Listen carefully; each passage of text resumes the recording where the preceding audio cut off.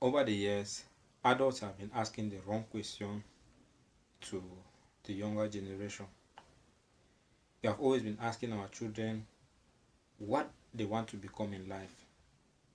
That question is very limiting, and it pushes our children to think profession, to think titles.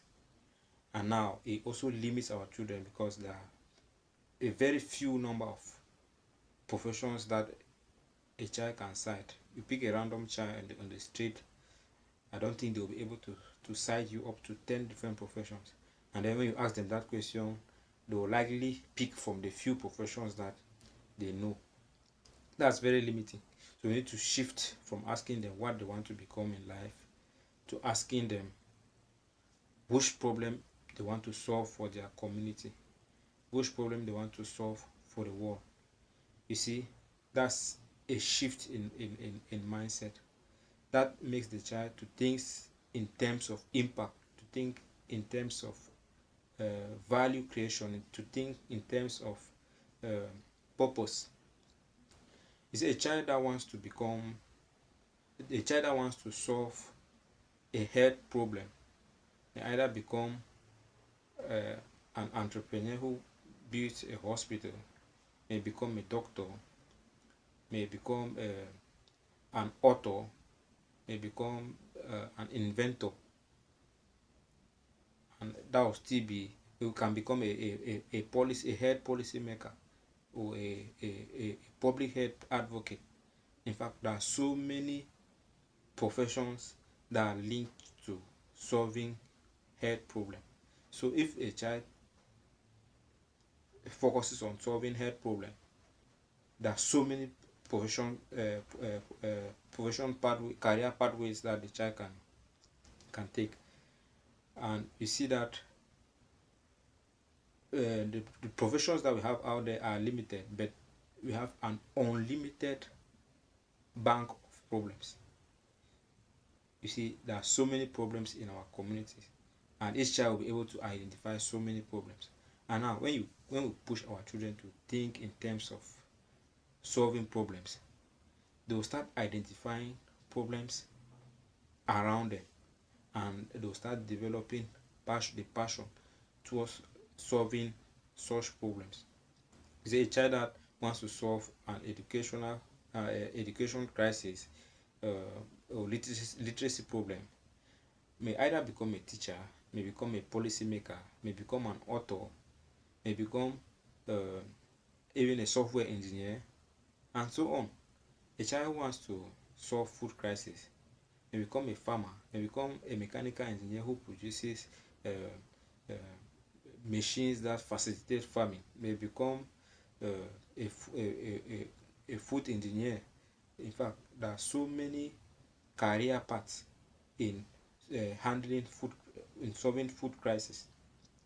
So asking our children about what problem they want to solve opens up their mind to so many possibilities. A random child in the street will be able to cite in a large number of problems they are facing in their community, but that same child will not be able to cite up to 10 professions that he or she knows about.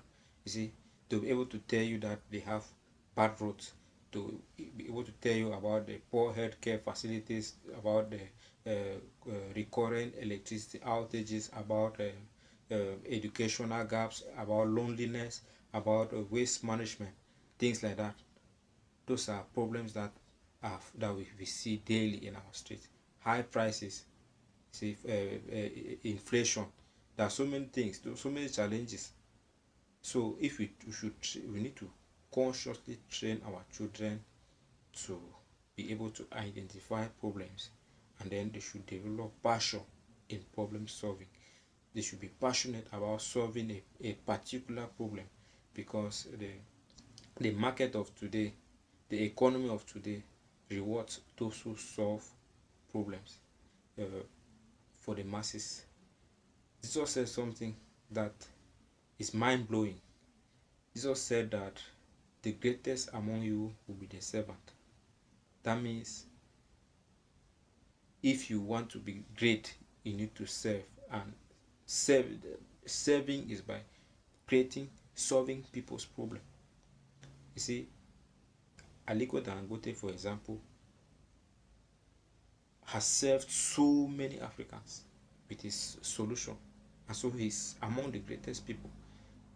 Most people remain small because they want to be served. They don't want to serve. So we need to train our children to identify problems and engage actively in problem solving. You see, in the Bible, Joseph solved a food challenge, food crisis. It benefited an entire nation and even neighboring nation. The whole of Egypt benefited from Joseph's solution at the time.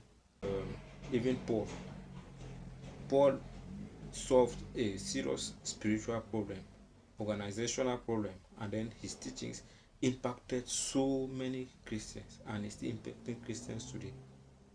So we need to train our children to understand that the marketplace rewards those who create value, those who solve problems, and then the value of their solution is determined by the size of the problem they solve and the number of people affected by the problem. There are some problems that are inconsequential, that affect just a minor set of people. Meanwhile, there are other problems that seem small but affect so many people, and there are other problems that are big but that affect a few people who are ready to pay much to get the solution. So there are different types of problems. We need to train our children to understand and identify these different types of problems, to solve the problems, and then to try to get the solution the solution to as many people as possible. Take for instance the internet we use today.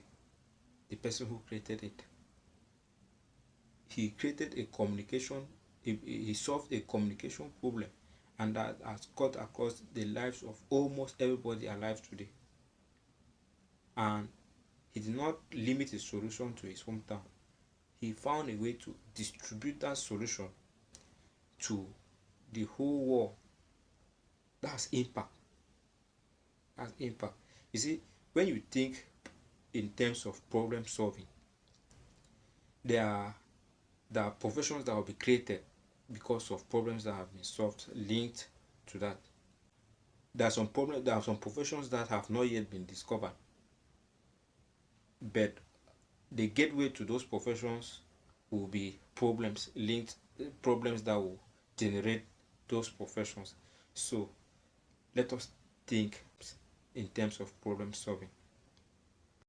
We are in a dispensation where the world does not only reward those with degrees, it rewards those who identify problems, obsess about the problems, and find solutions for those problems. And the bigger the problem, the more people affected by the problem, the better and the more valuable the solution is going to be.